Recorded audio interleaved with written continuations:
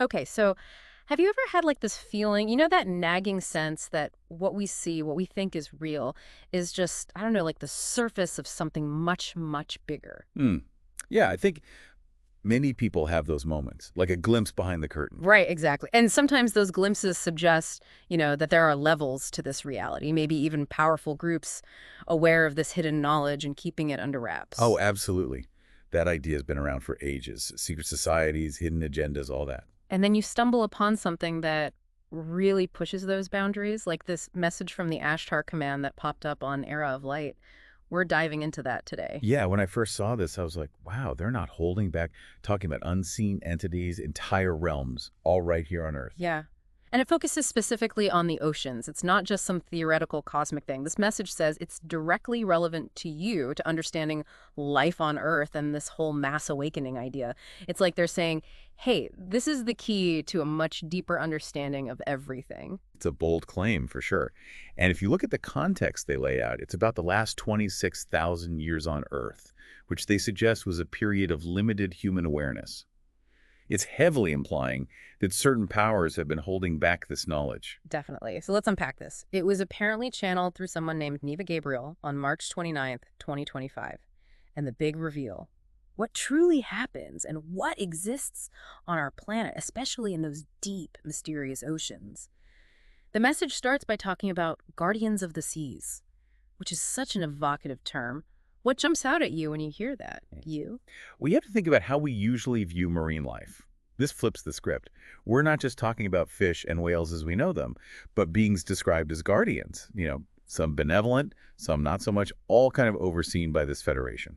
It definitely challenges our typical thinking. And here's where it gets really interesting. They specifically mention whales and dolphins as these joyful helpers, actively cleansing Earth's karma and sending new information into, get this, the planetary grid. Yeah, the planetary grid is a fascinating concept. In metaphysical circles, it's this energetic network around Earth that holds and transmits information. Right, so they're saying whales and dolphins are part of that.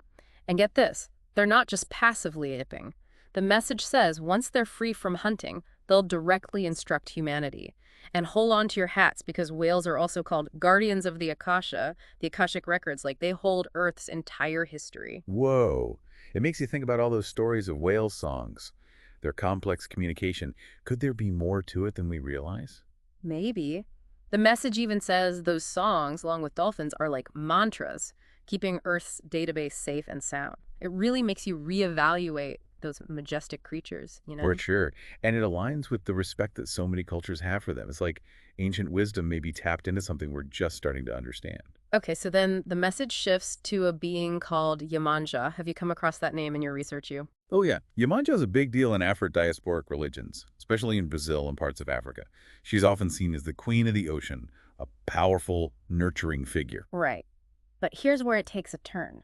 Yemanja is described as this enlightened soul, a guardian of a realm beyond imagination, living in a crystal castle deep in the ocean. And get this, her main base is near the coast of Africa, but she can be present in all oceans at the same time. It's playing with our idea of physical limitations, right? It suggests a different way of existing, like maybe consciousness or energy isn't bound by space and time in the way we think. Yeah, very different way of thinking. And oh, she's not alone down there. Apparently, there's a whole legion of mermaids and mermen, princes and princesses of the seas, all emitting light from the ocean depths, working for peace and joy. It's like a scene straight out of a fairy tale. Blending myth and, well, what this message claims is reality. And think about the idea of emitting light for peace. It's suggesting a conscious effort to influence the planet's energy from those depths. It really is. The message then gets into more detail about this crystal kingdom. It describes it as a portal at a certain depth, leading to a waterless environment. Imagine that. You, a glass ceiling, showing the ocean above. And inside, radiant humanoid beings. Mermaids, mermen, and even part humanoid sea creatures. It's a vibrant, hidden world. It's almost like a parallel ecosystem, existing right alongside our own but operating under different rules, if you believe this description. And they confirm Poseidon, or Neptune, is down there too, just like in the old myths. They say he's a being of immense power. It's almost like our myths are echoes of an ancient connection we've lost. Makes you wonder, right? Maybe those myths weren't just stories, but distorted memories of actual interactions. Intriguing, right? And this crystal kingdom isn't just sitting there looking pretty. There's an energy exchange happening between Gaia, our Earth, and this realm. Gaia sends energy, it's received, and then sent back into the physical oceans. It's like this hidden realm is playing a crucial role in keeping the planet balanced. It fits with ideas about unseen energies influencing our world.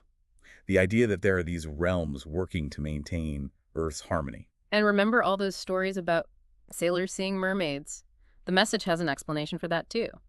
It says many of those mermaids were actually mermen or mermaids in human avatars, experiencing life on land until they were called back by Yemanja. And for anyone listening who feels drawn to the water, it even suggests you might have been a sea being in a past life. That's pretty wild, isn't it? The idea of taking on different forms, avatars, to experience different realities, it kind of explains why some people feel those deep connections to certain places or elements. Absolutely. And this crystal kingdom isn't just limited to Earth's oceans. It's described as a portal to other aquatic realms in our galaxy, places like Sirius B and Delphinus. And apparently those connections were much stronger back in the time of Atlantis. Atlantis always stirs up a lot of debate, This highly advanced civilization that understood things we can only dream of. Maybe they did have a connection to these other realms, and maybe it shifted to something more telepathic over time. That's an interesting thought. And these beings have roles. The message says mermaid songs guide beings towards love and can even calm negativity. And mermen, carrying Poseidon's energy, provide security, divine power. They protect those who respect the ocean but are a threat to those who are, well, violently dishonest at sea. It's like a form of cosmic justice. Like an energetic balance. You act in harmony, you're protected. Yeah. You act negatively, there are consequences. Makes you think. But it's not all sunshine and rainbows down there.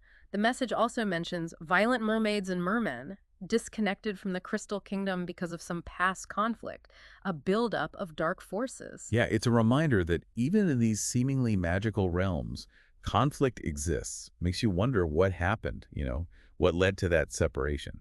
Definitely. And there's one last point about the Crystal Kingdom. The message says those beings can visit physical, spiritual centers on land. They leave their biological avatar in a crystal chamber and ascend in spirit, communicating through mediums to do purification work. It's interdimensional communication. It really pushes the boundaries of what we think is possible.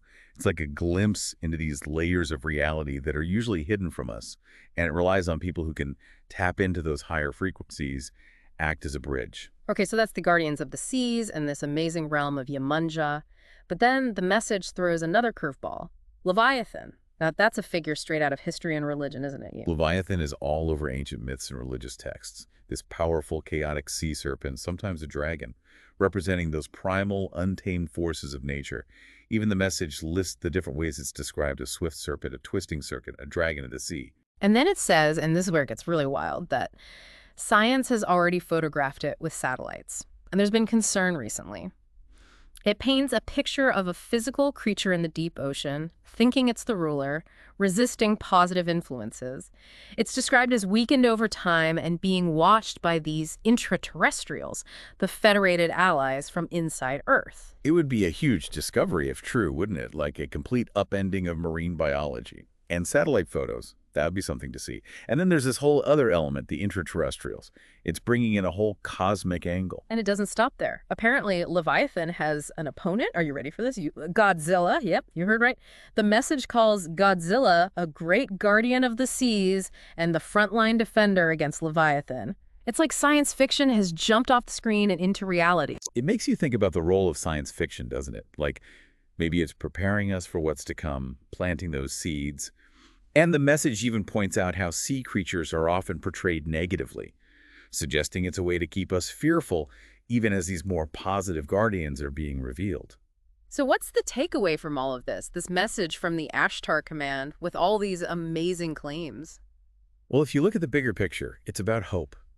It's saying that even with the mysteries and unknowns, especially in the oceans, there's way more love and harmony than we might think. And remember, they call it an official message from the Ashtar Command, and they say it's being delivered at unprecedented times when power structures are shifting. It sounds like they're saying this is all coming out now to get us ready for a big change. A major transition, yeah. It's like they're trying to give us a heads up. The message even quotes that, saying, against facts, there are no arguments. They're implying that once this knowledge is out there, it's going to lead to people questioning authority and forming new alliances based on truth, love, and justice. A call for a new way of doing things, built on those positive principles. And then it ends with this very dramatic image. It talks about these Federation fleets arriving in huge numbers, maybe even blocking out the sun. It's a pretty intense way to sign off, you know? Leaves you thinking, that's for sure. Like something big is about to happen, something that could change everything. So we've explored this incredible message from hidden oceanic realms to these beings who inhabit them, the guardians like whales and dolphins, the challenges from Leviathan and Godzilla as a defender. We've looked at the connections to our ancient myths and the whole idea of an awakening happening. It's a lot to take in, you know? It really makes you question what you believe. And that's what we want you to think about. After hearing all of this, where's the line between myth and reality for you now? How does it change the way you think about the oceans, those vast, unknown spaces? Are there forces at play we never even imagined? And if we consider the possibility of these hidden truths, what other beliefs might need a second look? It's a deep dive, for sure. One that leaves you with more questions than answers, but maybe that's the point. Maybe it is you. Maybe it's the questions that lead to the most profound discoveries.